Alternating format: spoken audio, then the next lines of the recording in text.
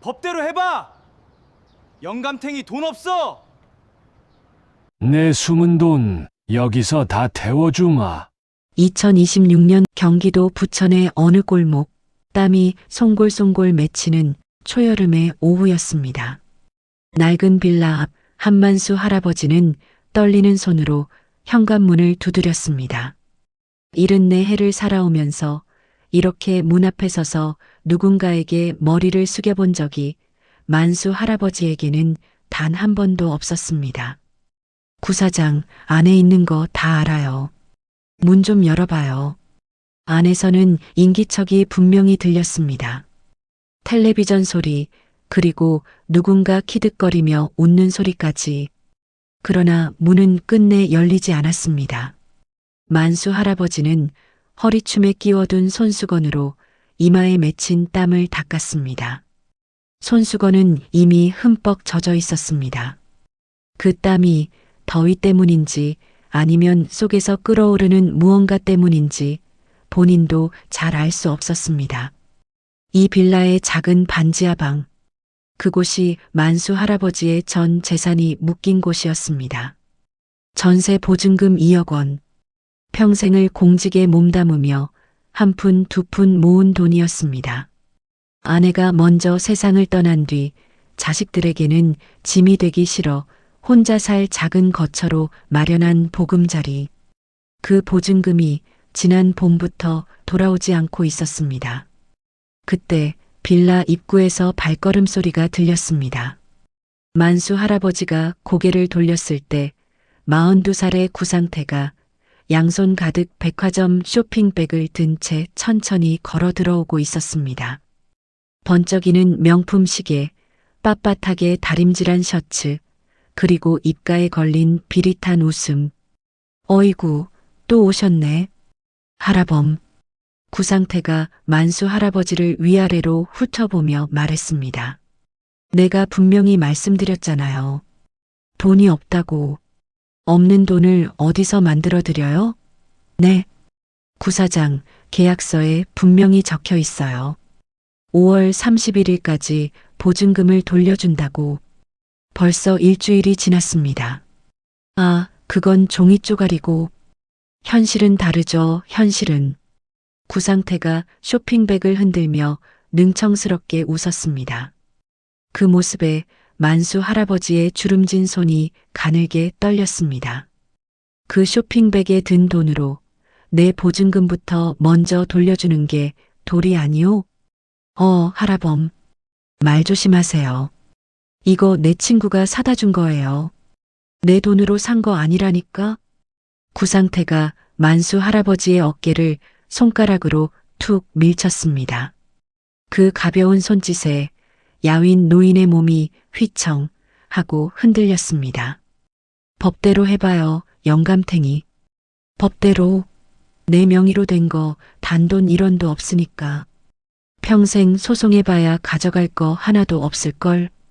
그러더니 구상태는 휴대전화를 꺼내 어딘가로 전화를 걸기 시작했습니다. 여보세요, 부천 남부경찰서죠? 신고 좀 할게요. 어떤 노인네가 우리 집 앞에서 자꾸 행패를 부리고 협박을 하는데요. 네, 한만수라고. 70 넘은 노인입니다. 네, 스토킹이에요, 스토킹. 빨리 좀 와주세요. 만수 할아버지는 그 자리에서 그대로 굳어버렸습니다. 스토커, 허위 민원범, 협박범, 평생 공직에서 한 점 부끄럼 없이 살아온 한 사내가 74살이 되어 자기 돈 돌려달라는 한마디에 졸지에 범죄자가 되어버린 순간이었습니다. 구상태는 전화를 끊고 만수 할아버지의 얼굴에 입을 가까이 댔습니다. 할아범, 한 번만 더 우리 집 앞에 얼쩡거리면 그땐 진짜로 빨간 줄 그어드린다? 알았어요? 그러고는 휘파람을 불며 빌라 안으로 사라졌습니다. 만수 할아버지는 한참을 그 자리에 그대로 서 있었습니다. 정수리 위로 내리쬐는 6월의 햇살이 자꾸만 눈앞을 흐릿하게 만들었습니다. 이 이야기가 어떻게 흘러갈까요?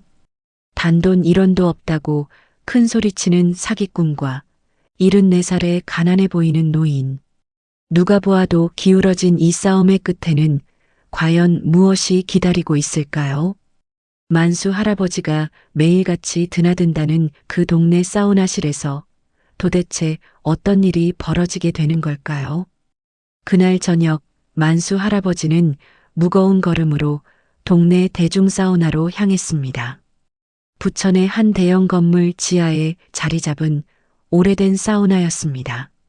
입장료 8,000원에 시원한 식혜 한 잔까지 주는 곳. 만수 할아버지가 보증금 사건이 시작된 이후로 매일같이 찾는 단골 가게였습니다. 어머, 만수 할아버지. 오늘도 오셨네요. 카운터에 앉아있던 67살의 오금자 할머니가 반갑게 인사를 건넸습니다.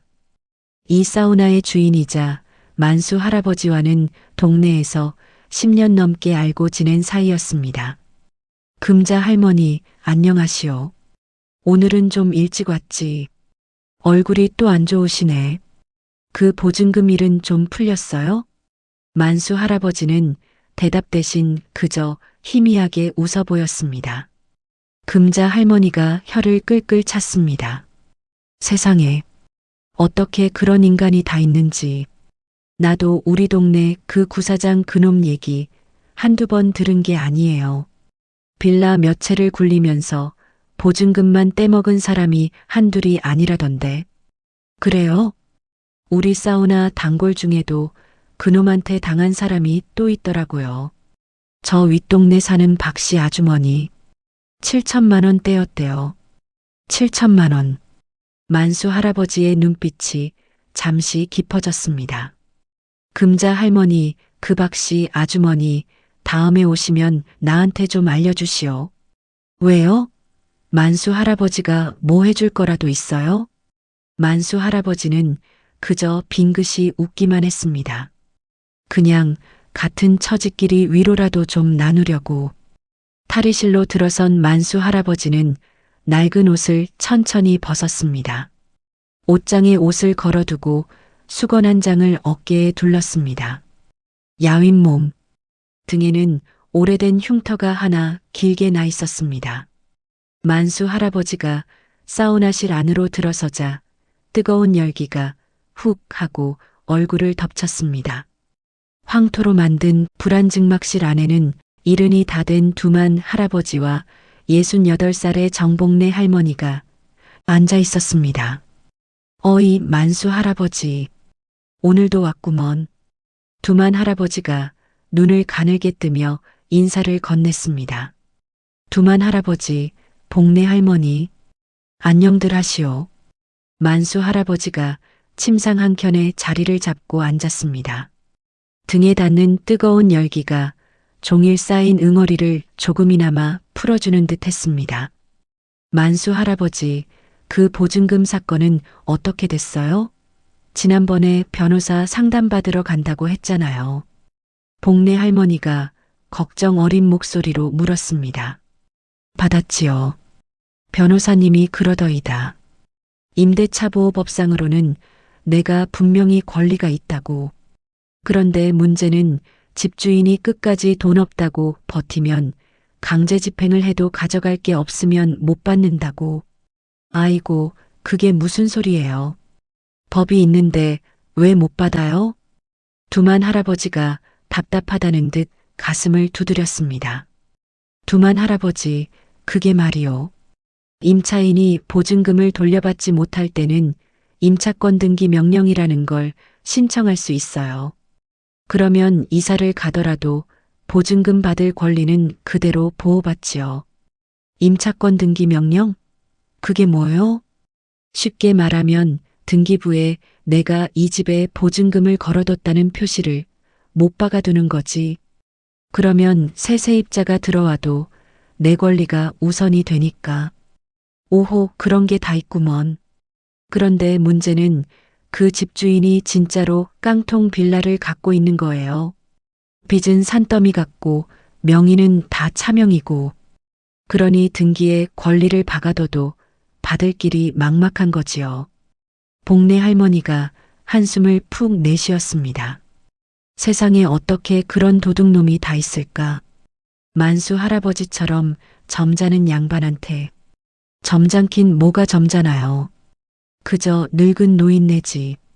만수 할아버지가 자조 섞인 웃음을 흘렸습니다. 그러나 그 깊은 눈동자 속에는 누구도 알아채지 못한 차가운 무언가가 잠시 스쳐 지나갔습니다.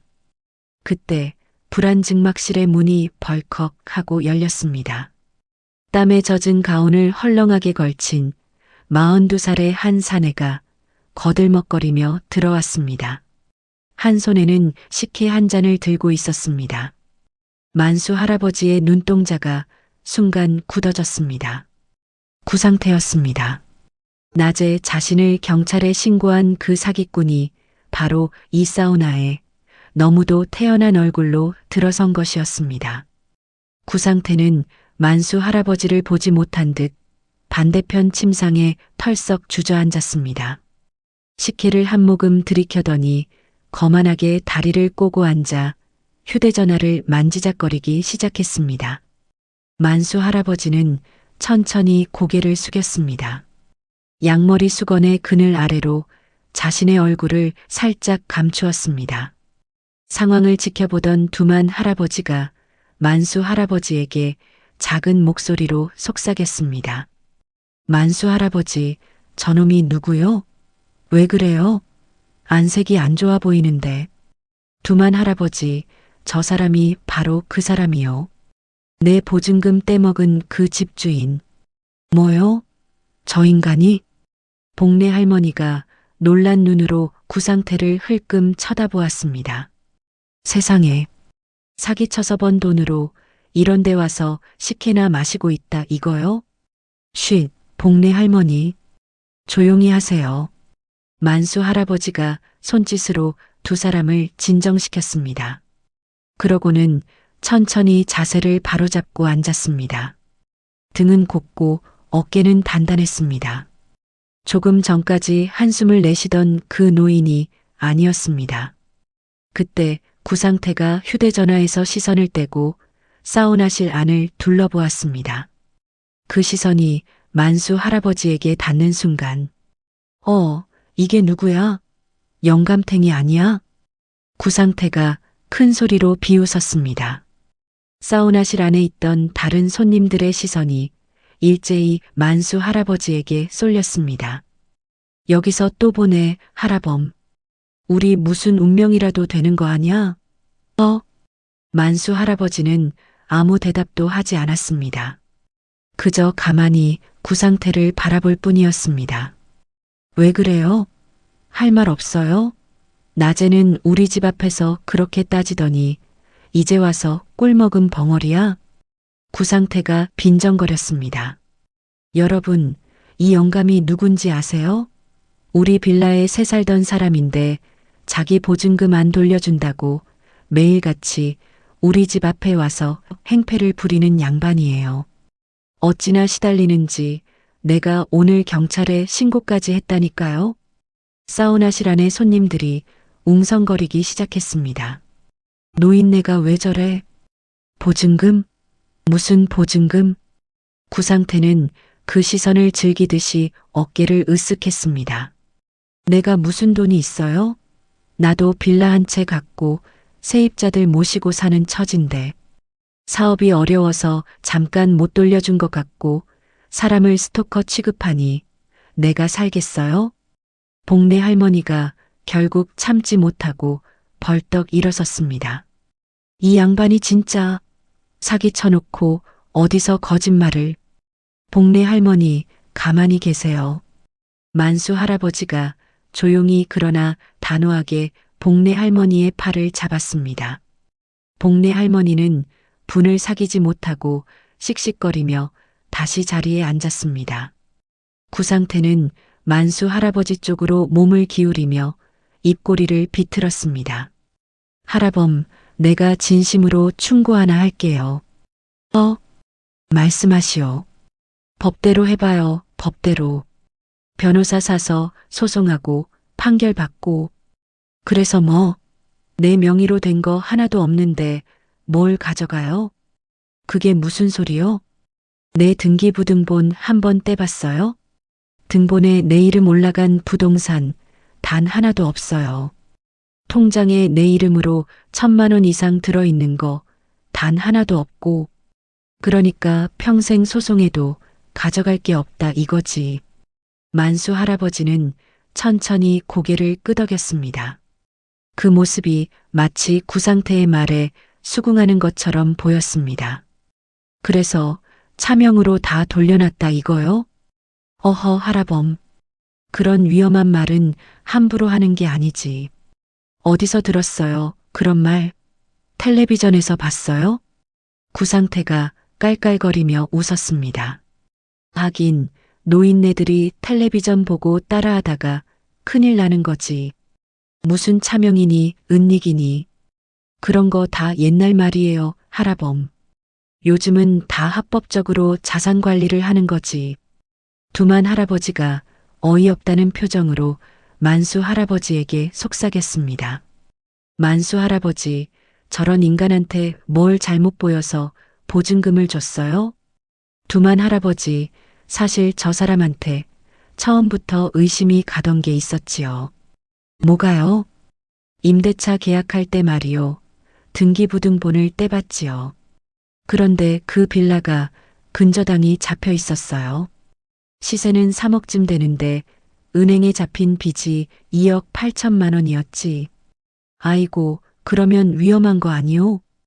위험하지요. 그런 걸 깡통 전세라고 합디다. 만약에 집이 경매에 넘어가면 은행이 먼저 빚을 가져가고 남는 돈으로 세입자들이 보증금을 나눠 갖는 건데 남는 돈이 거의 없는 거지. 복내 할머니가 안타까운 얼굴로 만수 할아버지를 바라보았습니다. 그러면 만수 할아버지는 그걸 알면서도 계약을 한 거예요? 그게 저 사람이 와서 그러더이다. 자기가 곧 다른 대출 받아서 근저당 풀어줄 거라고. 그리고 보증금에 대해서는 전세보증보험에 가입해주겠다고. 전세보증보험? 그게 뭐예요? 주택도시보증공사라는 데서 해주는 보험인데 만약에 집주인이 보증금을 못 돌려주면 그 보증공사가 대신 돈을 내주는 제도지요. 그래서 그것만 들어두면 깡통 전세라도 어느 정도 안심할 수 있는 거예요. 그런데요? 그런데 계약하고 나서 한 달이 지나도 보험 증서를 안 보내주는 거예요. 알아봤더니 보험 가입 자체를 안 했더이다. 그때 이미 늦었지요. 두만 할아버지가 주먹을 꽉 쥐었습니다. 그러니까 처음부터 작정하고 만수 할아버지를 속인 거구먼. 그렇지요. 만수 할아버지의 목소리에는 분노가 아닌 묘한 차분함이 깃들어 있었습니다. 그때 사우나실 문이 다시 한번 열렸습니다. 67살의 오금자 할머니가 손에 시원한 보리차 주전자를 들고 들어왔습니다. 어머, 다들 더위에 지치셨겠다. 보리차 한 잔씩 드시고들 가세요. 금자 할머니는 손님들에게 일일이 보리차를 따라주다가 구상태 앞에 멈춰 섰습니다. 손님은 이 사우나 처음이신가 봐요? 아, 네. 친구가 여기 좋다고 해서 와봤어요. 드세요, 보리차. 금자 할머니는 보리차 한 잔을 따라 건넨 뒤 만수 할아버지 쪽으로 다가왔습니다. 그러더니 만수 할아버지의 귓가에 작은 목소리로 속삭였습니다. 만수 할아버지, 아까 전화 왔어요. 어떤 분이 만수 할아버지 찾는다고. 최 팀장이라고 하시던데. 만수 할아버지의 눈동자가 잠깐 빛났습니다. 고맙소, 금자 할머니. 내가 곧 전화드리리다. 금자 할머니는 알 듯 모를 듯한 미소를 짓고는 다시 사우나실을 빠져나갔습니다. 구상태는 보리차를 한 모금 마시고는 자리에서 일어났습니다. 어휴 더워. 나는 이제 그만 가봐야겠네. 할아범 잘 들으세요. 한 번만 더 우리 집 앞에 얼쩡거리면 그땐 진짜 형사고소예요. 알았어요? 만수 할아버지가 천천히 고개를 들었습니다. 그 시선이 구상태의 눈을 똑바로 마주했습니다. 처음으로 만수 할아버지의 눈빛이 달라졌습니다. 40년 동안 국세청 세무조사국에서 수십 수백 명의 탈세범들을 추적해온 그 눈빛, 거짓의 냄새를 단 한 번도 놓친 적 없던 노련한 추적자의 눈빛이었습니다. 구사장, 왜요? 가시기 전에 잠깐 앉으시오. 뭐요? 영감탱이가 갑자기 왜 이래? 내가 구사장한테 꼭 들려주고 싶은 이야기가 있어서 그러오. 만수 할아버지의 목소리는 낮고 묵직했습니다. 그 목소리에 사우나실 안의 공기가 일순간 무거워졌습니다. 구상태는 잠시 만수 할아버지를 노려보더니 콧방귀를 뀌었습니다. 좋아요. 무슨 헛소리를 하시려는지 한번 드러나 봅시다. 5분이요, 5분. 5분이면 충분하오. 만수 할아버지가 천천히 자세를 고쳐 앉았습니다. 두만 할아버지와 복내 할머니는 영문을 모르겠다는 얼굴로 만수 할아버지를 바라보았습니다. 구사장, 혹시 케이맨 제도라고 들어봤소? 구상태의 얼굴에서 비웃음이 천천히 사라졌습니다. 네, 케이맨 제도. 영국령 카리브해에 있는 그 작은 섬 말이요. 거기에 페이퍼 컴퍼니 하나 차려놨더이다. 블루오션 인베스트먼트라고. 무슨 소리예요? 그게 나랑 무슨 상관이야? 구상태의 목소리가 처음으로 흔들렸습니다. 만수 할아버지의 입가에 처음으로 옅은 미소가 떠올랐습니다. 그 미소는 사냥꾼이 마침내 덫에 걸린 짐승을 마주했을 때 짓는 그런 종류의 미소였습니다. 구사장, 사우나실 문 안에서 잠겨 있는 거 아시오? 구상태가 황급히 문 쪽으로 고개를 돌렸습니다. 사우나실의 두꺼운 나무 문은 안쪽에서 굳게 잠겨 있었습니다. 언제 잠근 것일까? 만수 할아버지가 그 자리에 앉은 채로 손짓 한 번 한 적이 없는데 누가 문을 잠갔어? 내가 잠갔소. 뭐?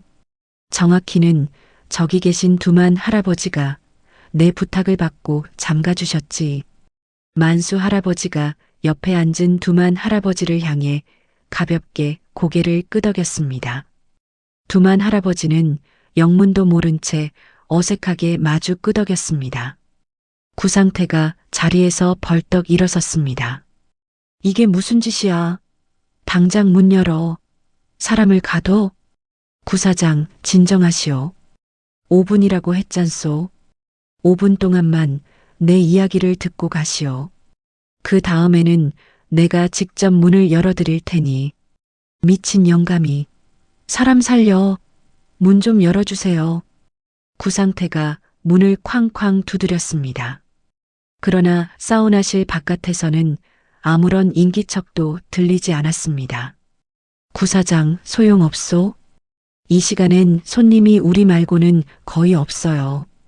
게다가 사우나실 안에서 문 두드리는 소리쯤 다들 그러려니 하고 넘기지. 이거 감금이야. 감금죄로 너 고소할 거야. 그렇게 하시오. 단 내 이야기를 다 듣고 나서. 만수 할아버지의 목소리는 처음부터 끝까지 흔들림이 없었습니다. 구상태는 식은땀과 사우나의 열기가 뒤섞여 흘러내리는 얼굴로 만수 할아버지를 노려보았습니다. 도대체 뭘 어쩌자는 거야? 영감탱이. 앉으시오. 다리 떨면 진땀이 더 빨리 빠지니까. 구상태는 마지못해 침상 끝에 엉덩이를 걸쳤습니다. 머리카락이 땀에 흠뻑 젖어 있었습니다. 좋아, 말해봐. 케이맨 어쩌고 한 거. 어디서 그런 소설 같은 이야기를 주워들었어? 소설이 아니오, 구사장. 사실이지. 만수 할아버지가 천천히 입을 열었습니다. 2023년 11월 14일. 구사장이 인천공항에서 출국했지. 홍콩으로. 거기서 사흘을 머물면서 어떤 자산관리 회사를 만났소. 그 회사 이름은 동방국제자산관리. 그 회사를 통해서 케이맨 제도의 페이퍼 컴퍼니 하나를 차렸지. 이름은 블루오션 인베스트먼트. 자본금은 50만 달러. 한국 돈으로 약 6억 5천만 원이요. 구상태의 얼굴이 핏기를 잃고 새하얗게 변해갔습니다. 사우나실의 뜨거운 열기 속에서도 그의 입술은 파랗게 떨리고 있었습니다. 그걸 어떻게... 그뿐이 아니지. 그 페이퍼 컴퍼니 명의로 싱가포르에 계좌를 열었소. DBS 은행. 거기에 지금까지 흘러들어간 돈이 자그마치 23억 원. 잠깐만 기다려봐.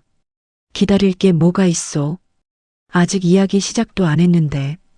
만수 할아버지가 다리를 천천히 고쳐 앉았습니다. 구사장 처남, 이름이 김창이었지? 45살. 그 사람 명의로 강남구 역삼동에 빌딩 하나가 있더이다. 등기상으로는 그 처남 거지만 실제 매입 자금은 구사장이 된 거지. 차명거래. 그건 우리 처남이 모은 돈으로. 구사장 처남, 작년 연소득이 4,800만 원이요. 그 사람이 무슨 수로 시가 47억짜리 빌딩을 사겠소? 게다가 매입 시점이 작년 9월인데 그 직전에 구사장이 차명 계좌로 28억 원을 처남 계좌로 이체했더이다. 구상태가 두 손으로 머리를 감쌌습니다. 그 손이 사시나무처럼 떨리고 있었습니다. 두만 할아버지와 복내 할머니는 입을 해벌린 채로 만수 할아버지를 바라보았습니다. 마치 다른 사람을 보는 듯한 표정이었습니다. 만수 할아버지, 도대체... 복내 할머니가 떨리는 목소리로 입을 열었습니다. 복내 할머니, 놀라셨지요? 미안하오. 진작에 말씀드리지 못해서. 만수 할아버지가 도대체 뭐 하시던 분이에요? 만수 할아버지는 잠시 침묵하더니 천천히 입을 열었습니다.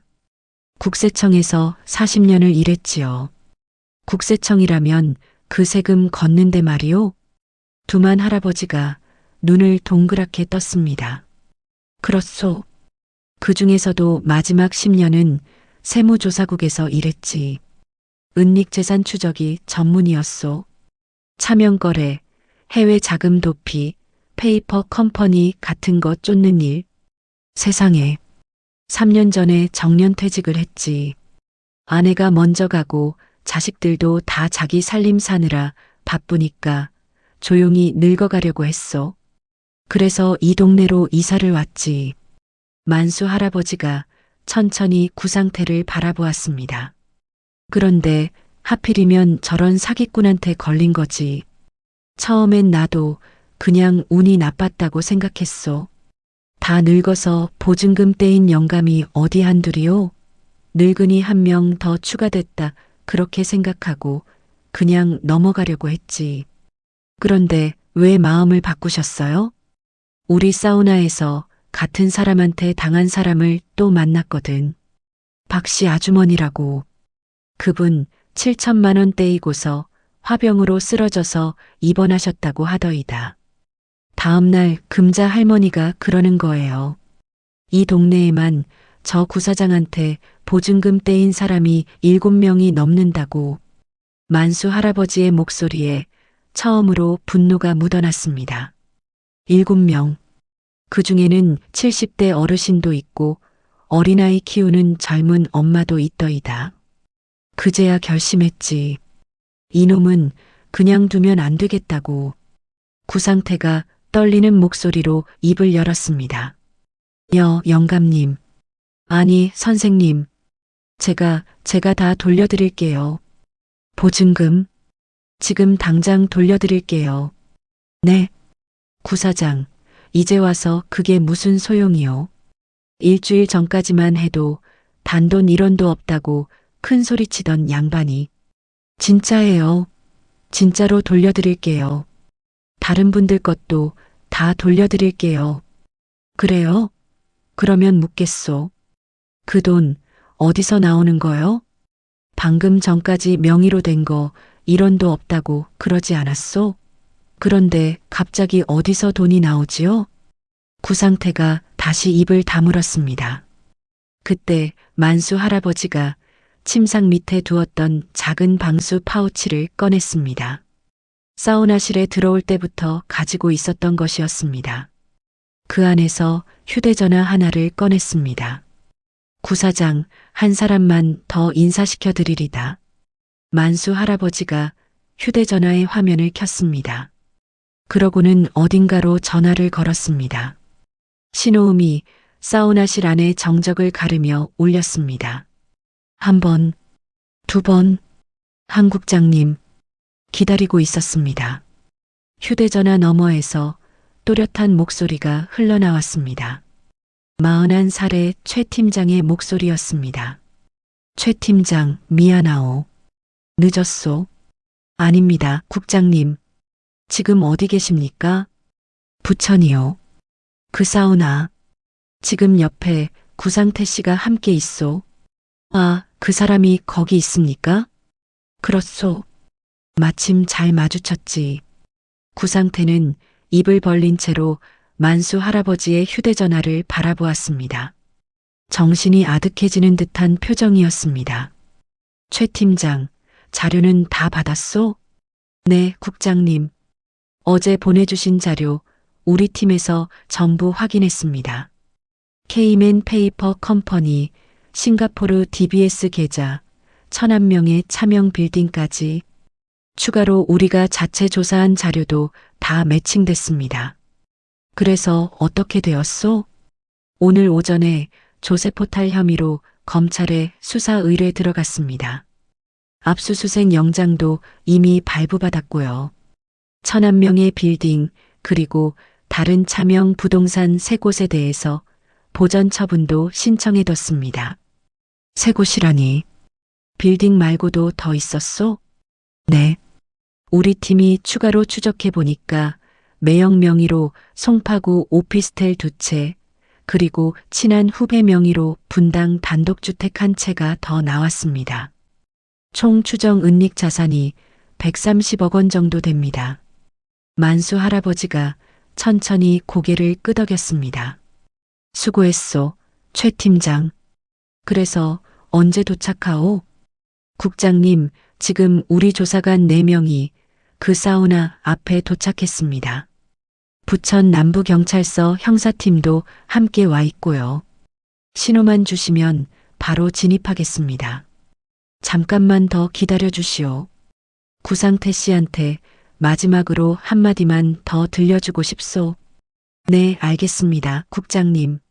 만수 할아버지가 휴대전화를 천천히 침상 위에 내려놓았습니다. 화면 너머의 통화는 그대로 연결되어 있었습니다. 구상태는 완전히 무너진 표정으로 만수 할아버지를 바라보았습니다. 영감님, 살려주세요. 제발. 구사장, 한 가지만 물읍시다. 내가 댁한테 처음 보증금 돌려달라고 찾아갔을 때 댁이 뭐라고 했는지 기억하시오? 그건 기억 안 나시오? 그러면 내가 말씀드리지. 법대로 해봐, 영감탱이. 돈 없어. 그렇게 말했지요. 만수 할아버지의 목소리에 처음으로 깊은 슬픔이 묻어났습니다.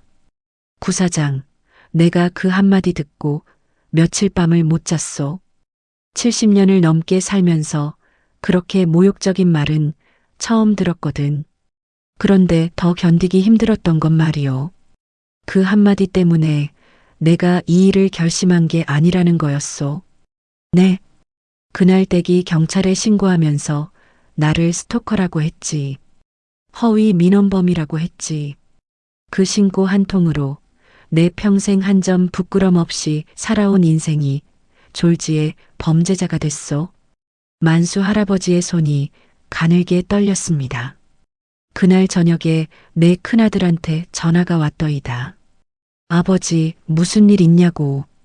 경찰서에서 연락이 왔다고. 48 먹은 아들이 74살 먹은 아비한테 떨리는 목소리로 묻더이다. 아버지, 정말 그런 짓 안 하셨지요? 라고 구상태가 고개를 떨궜습니다. 48 먹은 아들한테 평생 처음으로 그런 질문을 받아봤소. 그 순간에 결심한 거지. 댁이 나 같은 노인네 한 명만 망친 게 아니라는 걸. 7명, 아니, 어쩌면 더 많은 사람들의 인생을 댁이 망치고 있다는 걸. 만수 할아버지가 천천히 일어섰습니다. 야윈 노인의 등이 곱고 단단했습니다. 그래서 옛날 솜씨를 다시 한번 꺼내본 거요. 정년 퇴직하고 손 놓은 지 3년 됐는데 다행히 아직 무뎌지진 않았더이다. 영감님, 제발. 제 처자식이 있어요. 어린아이가 2이나 됩니다. 살려주세요. 구사장, 댁이 돈 떼먹은 그 7명 중에도 어린아이 키우는 엄마가 있었소. 그 엄마는 보증금 떼이고 어디로 갔을 것 같소? 고시원으로 갔답니다. 5살, 3살짜리 2아이 데리고 한 달 25만 원짜리 고시원 한 칸에서 내 식구가 산다고 그러더이다. 만수 할아버지가 침상 위에 놓인 휴대전화를 다시 집어들었습니다. 최 팀장, 들어오시오. 네, 국장님.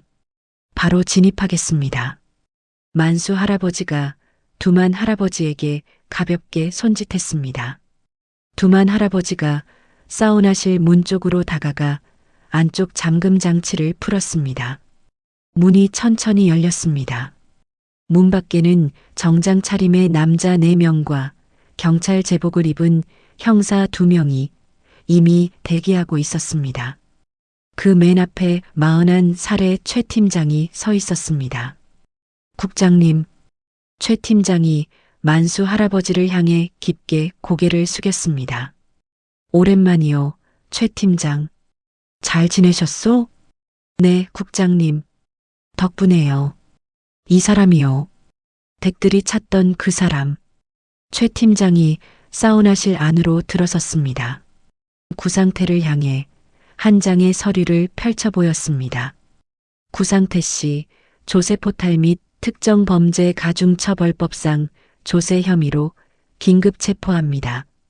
지금 이 시간부로 묵비권을 행사할 권리가 있으며 변호인을 선임할 권리가 있습니다.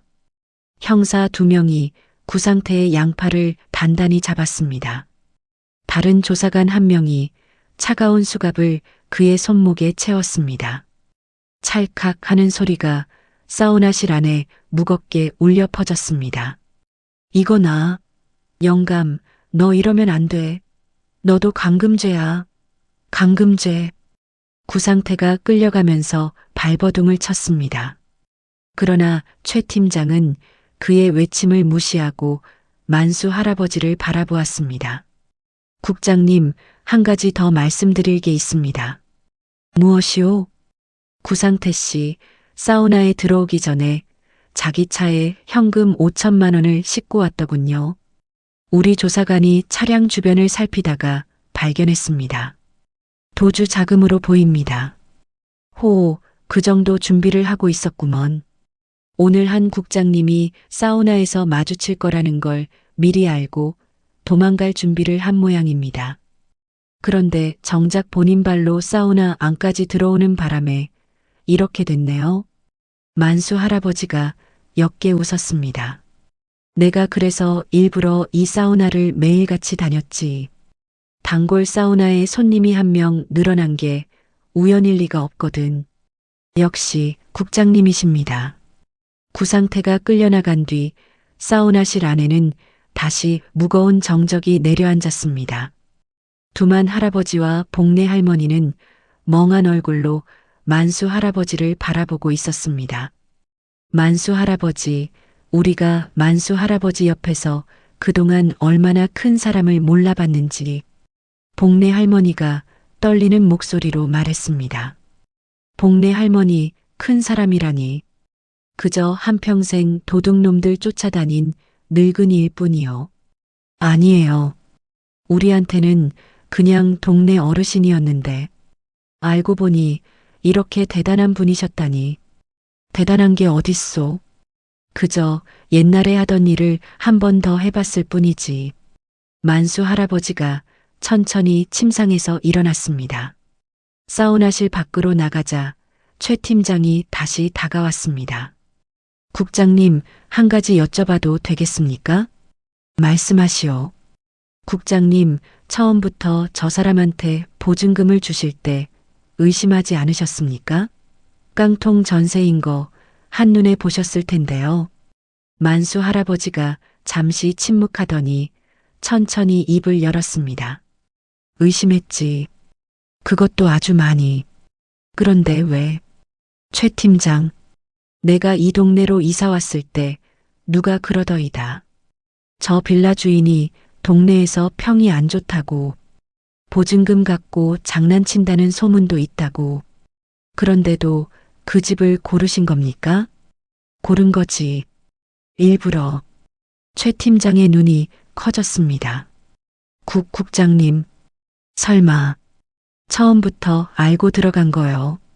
내가 직접 미끼가 되어 들어가지 않으면 저런 놈은 절대 잡히지 않거든. 피해자들은 다 가난한 노인이고 가난한 엄마들이고 그 사람들이 어디서 변호사를 사고 어디서 증거를 모으겠소? 국장님, 내가 들어가서 똑같이 당하고 똑같이 모욕당해봐야 저놈이 어떤 수법을 쓰는지 어디까지 뻔뻔한지 다 알 수 있는 거지. 그래야 저놈을 한 방에 꺾어버릴 수 있는 거고. 2억 원이나 되는 돈을 미끼로 거셨다는 말씀이십니까? 내 평생 모은 돈이지. 그런데 최 팀장, 2억 원이 아까운 것보다 저놈한테 당해서 평생 모은 돈 다 잃고 길거리로 나앉은 사람들이 더 가엾지 않소? 자식들한테 떳떳하지 못해서 화병으로 쓰러진 어르신들이 더 가엾지 않소? 최 팀장은 한참 동안 아무 말도 하지 못했습니다. 국장님, 진심으로 존경합니다.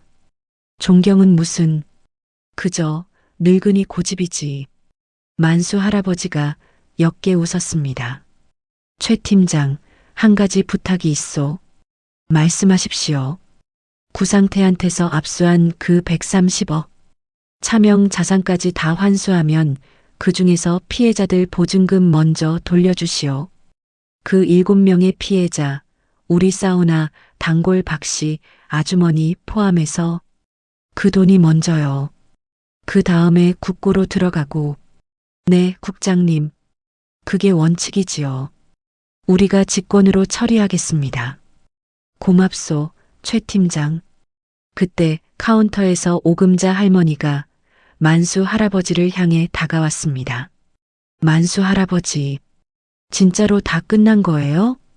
끝났지요, 금자 할머니. 도와주셔서 정말 고마웠소. 금자 할머니가 그 박씨 아주머니 이야기를 안 해주셨더라면 나도 그냥 포기했을지 모르오. 내가 뭘 한 게 있나요?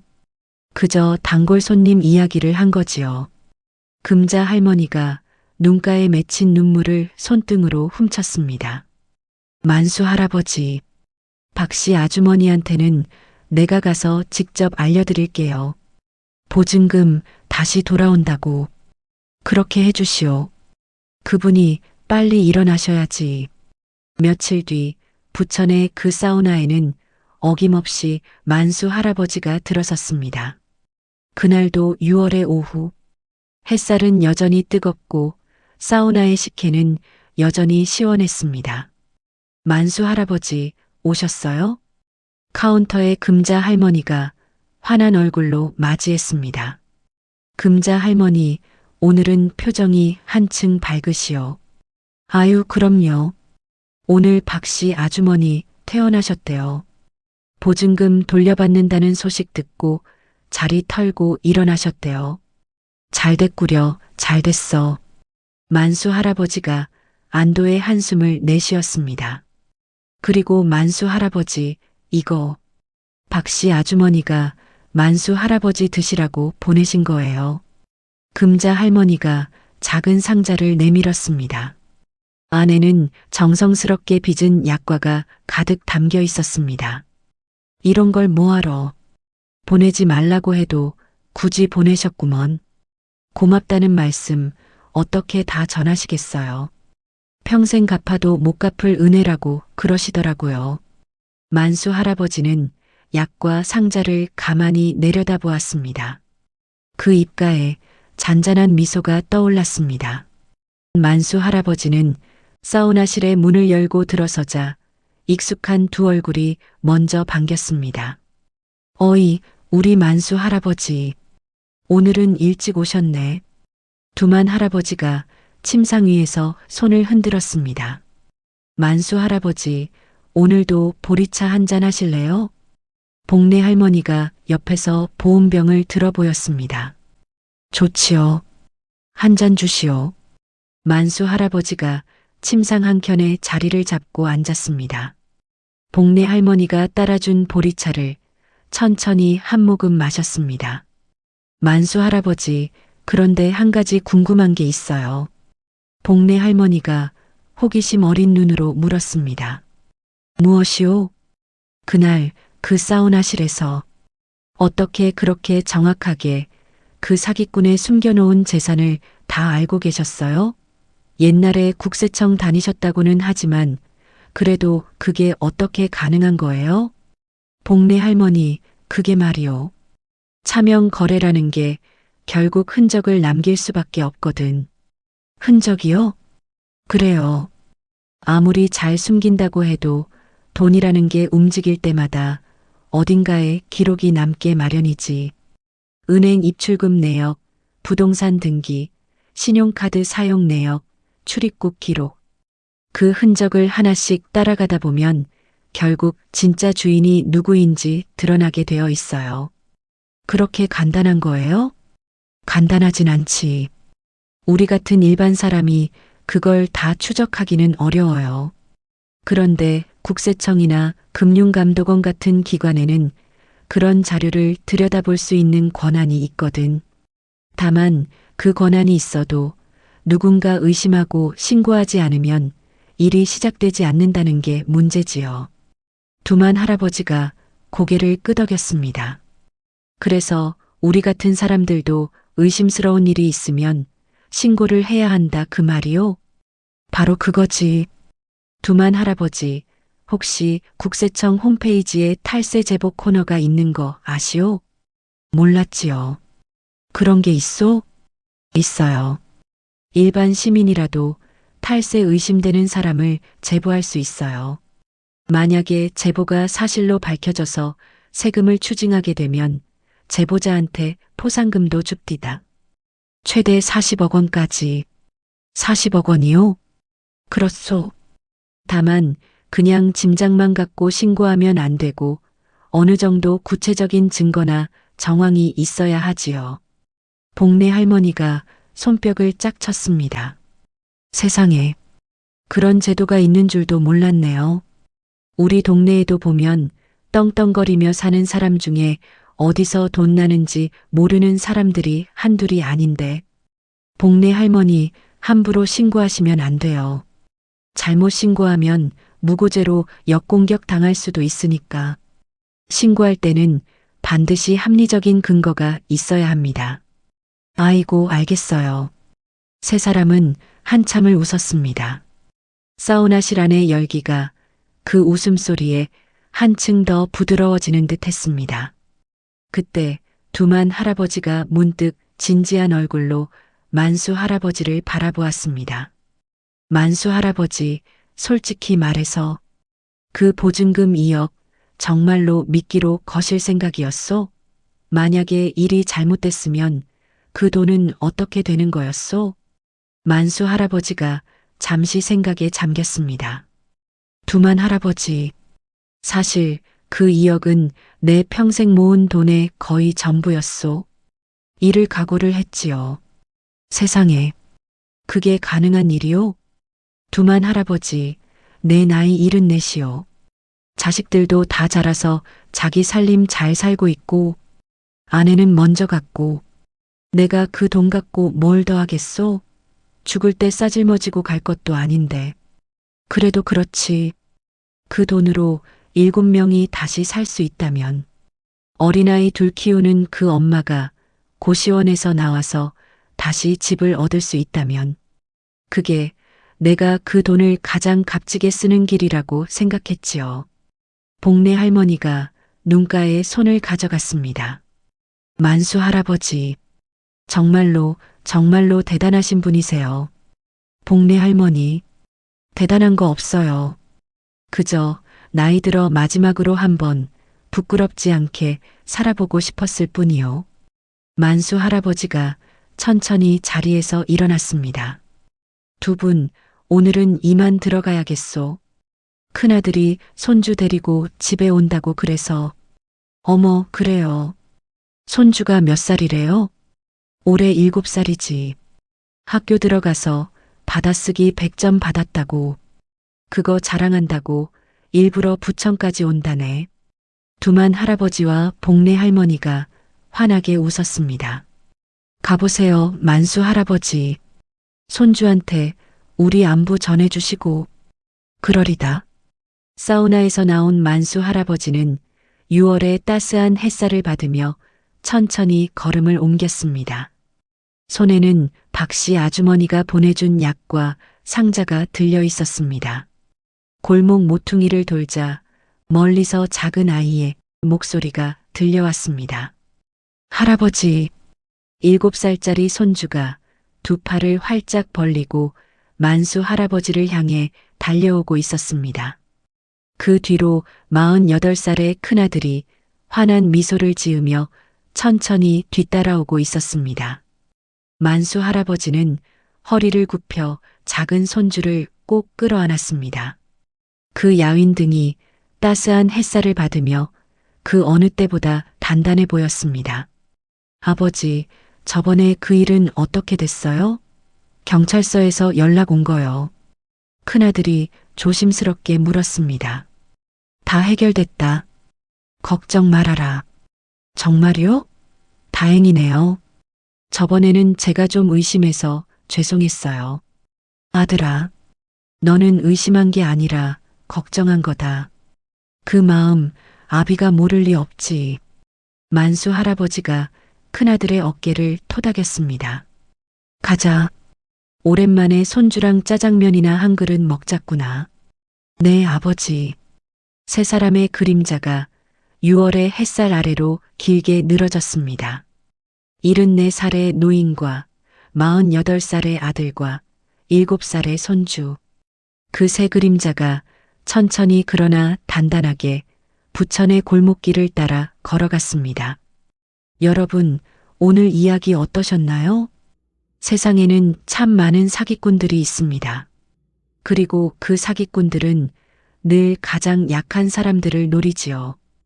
혼자 사시는 어르신, 어린 자녀를 키우는 젊은 엄마, 사회초년생 청년들. 그들의 평생 모은 돈을 한 번에 빼앗아가는 사람들이 있습니다.